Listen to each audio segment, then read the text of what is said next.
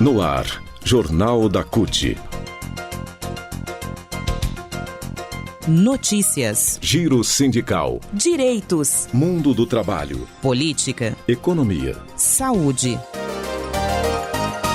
Aqui, a classe trabalhadora tem voz. Terça-feira, 26 de março de 2024, o Jornal da CUT começa agora e hoje fala mais uma vez sobre o projeto de lei que regulamenta a categoria dos trabalhadores, os motoristas particulares por aplicativo, 99, Uber, enfim, né? O projeto de lei que está tramitando no Congresso Nacional enfrenta muitas fake news hoje em dia, principalmente nas redes sociais, mas a gente vai ouvir a opinião de um motorista a respeito desse projeto de lei, qual é o sentimento que ele tem a respeito desse projeto de lei. Eu sou o André Acarini, o Jornal da CUT começa agora, seja bem-vinda, seja bem-vindo. Rádio CUT, aqui a classe trabalhadora tem voz. Bom, a gente começa então o Jornal da CUT de hoje mostrando o que pensam motoristas do transporte de passageiros por aplicativo. O Uber 99, como eu disse, o Lucas Costa de Lima é de Gravataí, lá no Rio Grande do Sul. Ele traz no depoimento dele, que a gente vai ouvir daqui a pouco, uma reflexão sobre o que é o projeto de lei que regulamenta a categoria. A gente sabe que tem muita desinformação rodando em grupos de WhatsApp, em correntes, em redes sociais. Influencers, inclusive, têm tumultuado o assunto, têm provocado muita desinformação, distorcido as conquistas da negociação, como o pagamento de um valor mínimo pelo trabalho, coisa que não acontece hoje, piso que é de R$ 32,10, a gente vai falar sobre ele daqui a pouquinho. Tem falado também sobre a proteção social, que o projeto de lei pode trazer se for aprovado. Aliás, sobre isso, né, sobre a proteção social, a gente já diz desde já. Imagina você tendo que ficar afastado, seja porque foi roubado, seja porque sofreu um acidente, fica sem poder trabalhar, fica sem renda. A gente tem inclusive casos de motoristas que dependem de vaquinha de amigos para poderem se sustentar. Se tivesse proteção social, estaria recebendo benefício.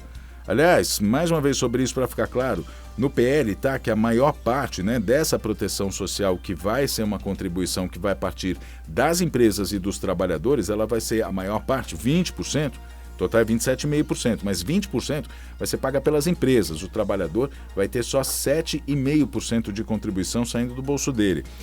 Eu vou dizer como é que é o PL para ficar claro. Bom, primeiro a garantia do piso remuneratório mais a cobertura de custos. É importante dizer que esses R$ 32,10, eles compreendem o piso remuneratório mais a cobertura de custos.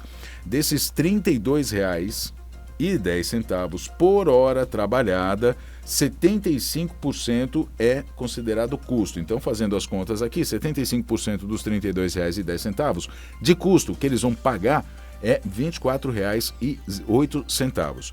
Os 25 restantes, né, considerados remuneração, em uma jornada mensal de 176 horas por semana, não vai poder ser inferior ao salário mínimo nacional. Então, daí já está garantido que o motorista, a motorista, vão receber um salário mínimo ao mínimo, né, pelo menos, né, um salário mínimo. As empresas vão seguir pagando por quilômetro rodado, os sindicatos vão poder, claro, negociar pisos salariais maiores acima do piso nacional. Então, os trabalhadores vão receber R$ 32,10 por hora trabalhada como custo e piso remuneratório. Cobertura de custos é R$ 24,08 e R$ 8,02 é de piso, né, é de remuneração. Aí a contribuição previdenciária vai ser sobre os R$ 8,00, não vai ser sobre o valor total, o que fica mais em conta, fica mais barato, inclusive para o trabalhador. O trabalhador vão recolher 7,5% sobre o valor do piso remuneração por hora, ou seja, 7,5% sobre R$ 8,02 ganhos por hora. As empresas vão recolher 20% sobre o valor do piso de remuneração por hora, 20% de R$ 8,02, ou seja, a maior parte quem banca é o Uber, é 99. Bom, mas vamos lá. Antes da gente ouvir o Lucas, eu queria só dizer que a gente conversou mais uma vez com a Karina Trindade, que também é motorista por aplicativo. A gente já ouviu ela, inclusive aqui no Jornal da CUT, enfim, fizemos uma entrevista com ela. A conversa está muito boa, né? Em breve a gente vai trazer para o ar. Ela é presidente do Sindicato dos Motoristas em Transportes Privados por Aplicativos do Rio Grande do Sul, o Sintrapli Rio Grande do Sul. A Karina, entre outras coisas, na conversa, ela alerta justamente porque eu disse agora. A questão é: que tipo de pessoa informada a gente quer ser? Aquele que acredita em tudo que a gente ouve falar, mesmo que quem esteja falando não entenda absolutamente nada sobre o que a gente precisa, ou se a gente quer ser aquele tipo de pessoa que forma uma opinião, seja ela qual for, né, se informando com quem sabe, né, e mais que isso, no caso da regulamentação, lendo o projeto de lei, tendo ali contato, deixa eu ver o que tem o texto, deixa eu ver o que traz, como é que trata, lendo o projeto de lei, entendendo o que vai ter a mais do que se tem hoje. A Karina diz o seguinte, ela tem uma frase interessante nessa nossa entrevista: hoje não tem nada, o motorista tem seu tempo, que ele chama de liberdade? Não, porque a plataforma pune, ela bane os motoristas que não se enquadram naquilo que elas querem, e ainda diz, né, se você deixa de aceitar uma corrida ou não trabalha um tanto de horas que eles querem, eles suspendem o motorista, né, tiram do sistema, né, passam a não passar mais corridas.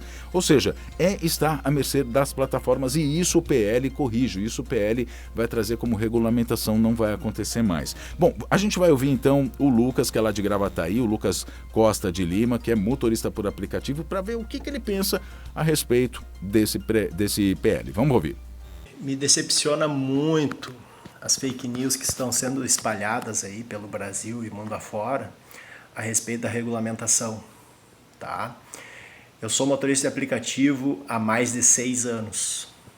Somando todas as plataformas, eu tenho mais de 10 mil viagens. Não sou melhor do que ninguém por isso. Não é a quantidade de viagens que define o profissional que tu és. Isso independentemente da área que tu trabalha. O que define o profissional que tu és é a tua postura frente ao público, frente aos desafios e tudo mais. Falo isso porque um companheiro nosso foi questionado, né, numa entrevista, porque ele tinha feito 6 mil viagens, né, e o cidadão que questionou ele tinha dito que ele não representava a categoria. O cara pode ter feito uma viagem, ele já pode questionar os seus direitos e lutar para melhorá-los. O projeto de lei, o nome já diz, é projeto de lei. Ele é o pontapé inicial, coisa que não foi nos oportunizado nos 4 anos passados do inominável, inelegível, o Minto, né? Vocês sabem bem, eu não preciso nem falar o nome desse cidadão, né? E me admira ver muitos colegas motoristas de aplicativo seguem defendendo o inominável contra si mesmos. Vocês não percebem que, nos mantendo na ilegalidade, as empresas podem cobrar o que quiserem, o que não quiserem a respeito dos nossos ganhos? Tem momentos que cobram de 40% a 60% dos nossos ganhos, sendo que a plataforma, uma das principais, desconta 30% dos nossos ganhos, outras 17,99%, às vezes mais ou menos, e uma delas desconta 10%. Mas, tirando essa que desconta 10%, as duas principais, tem vezes que descontam 40% a 60%, regulamentando, tornando jurídico, nós existindo como categoria, nós vamos poder lutar por mais direitos, por melhorias, como diversas outras categorias, como os bancários, os professores, os médicos, né, as domésticas, né, que ficaram dezenas, centenas de anos sem existir nas leis, né? Então é o pontapé inicial. Agora, o Poder Executivo nos oportunizou esse projeto de lei, colocando frente a frente com as empresas, né, colocando os sindicatos para dialogarem com as empresas. Surgiu esse projeto de lei após o grupo de trabalho, com cerca de 9 meses, né? Nasceu a criança.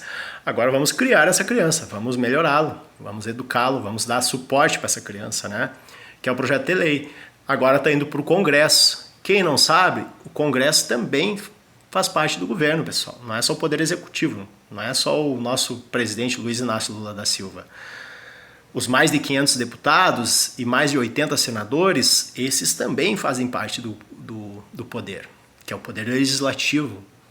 Lá que devemos pressionar todos em prol da categoria, da nossa classe, para melhorar mais ainda o projeto. E os sindicatos estão pressionando desde sempre, né? Desde que surgiu os aplicativos, desde que surgiu a Uber, diversos colegas sempre lutaram para melhorar as nossas condições e nós nunca fomos ouvidos. Desde o golpe do Temer, né? um golpe jurídico parlamentar contra Dilma, desde o governo do Minto, e agora, num governo popular de esquerda, nós fomos ouvidos. Então é o pontapé inicial. Vamos lutar para melhorar, conversar com todas as correntes, seja de esquerda, de direita, de centro, para conseguir apoio e ampliar essas melhorias, conquistas e direitos. Bom, é isso então. A gente falou aqui sobre o projeto de lei que regulamenta a profissão de motorista por aplicativo, trazendo uma série de benefícios, né? Uma série de conquistas, na verdade. Primeiro porque reconhece a categoria como categoria profissional mesmo, né? Reconhece a relação entre motorista e as empresas, que são relações de trabalho. A garantia do piso remuneratório mais a cobertura de custos, como eu disse agora, o direito à previdência social, medidas de proteção à exclusão do trabalhador, que foi a última coisa que eu disse antes aqui da entrevista com o Lucas, da gente ouvir, né, o depoimento do Lucas, né, que as plataformas hoje acabam banindo aqueles que não se enquadram ou que não fazem o que as plataformas querem. Isso vai acabar. A representação dos trabalhadores na negociação coletiva, que é muito importante, a organização dos trabalhadores para poder reivindicar direitos, exigir direitos, né, exigir melhorias. O trabalho decente também, como princípio que rege essa relação entre o trabalho do motorista com a empresa de aplicativo. Enfim, leia o projeto de lei, você que é motorista de aplicativo, para você ter uma base completa, segura, sobre o que traz esse projeto de lei em termos de avanço, em termos de conquista de direitos. A dica que a gente dá, que a Karina, inclusive, que é motorista, trabalhadora do setor, e ela é presidenta do sindicato lá do Rio Grande do Sul, ela diz, né, precisa ler. Não, a gente não pode, não é aceitável que a gente simplesmente ouça uma pessoa que está falando por falar, né, e acha que está entendendo da nossa situação, né, e a gente dá ouvido para elas sem a gente formar uma opinião com base naquilo que precisa ser mesmo, ou seja, lendo o projeto de lei. É ler o projeto de lei. Concorda? Ótimo. Não concorda? Ótimo também. Cada um vai ter a sua opinião, mas tem que ler o projeto de lei. O Jornal da CUT fica por aqui fazendo essa consideração, né, essa dica, e a gente se fala na próxima edição. Até lá.